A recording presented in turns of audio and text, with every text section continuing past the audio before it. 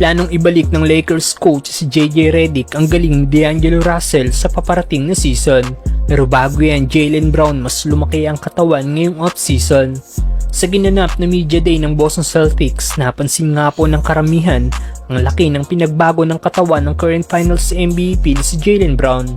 Dahil mas lumaki at mas naging jack pa ang 3 times All-Star. Sa isang video clip nga po ni Brown, kitang putok na putok ang kanyang triceps at shoulder. Na ayon sa isa na komento, parang braso daw ni Popeye sa sobrang laki.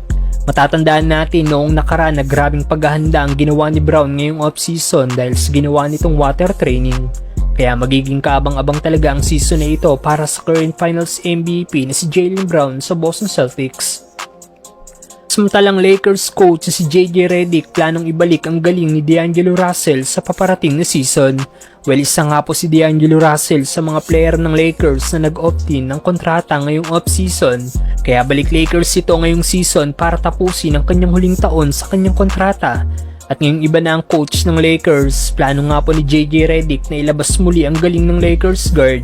Dahil ayon sa Lakers coach sa kanilang interview ng Lakers GM na si Rob Pelinka, sinabi ni JJ Redick na sa buong summer, si D'Lo daw ang pinakanakausap niya sa lahat ng player ng Lakers. Marami daw silang naging pag-uusap ukol sa magiging role ni D'Lo ngayong season.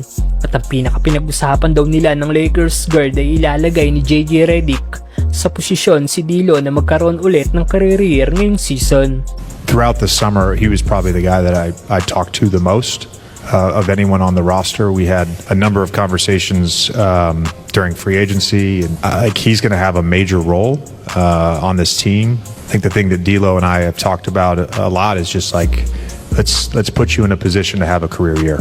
Well, magandang balita ito sa mga Lakers fans kung may ibabalik ni JJ Redick ang all-star numbers ni D'Angelo Russell. Sa all-star year ni D'Lo sa Nets, nag-average ito ng 21.1 points, 3.9 rebounds, 7 assists, at 1.2 steals per game. Sa season ding ito, muntik pang manalo si Russell ng Most Improved Player Award na nakuha ni Pascal Siakam. Napabilib din si Coach JJ Redick sa mindset, energy at leadership na meron si D'Lo sa kanilang mga practice.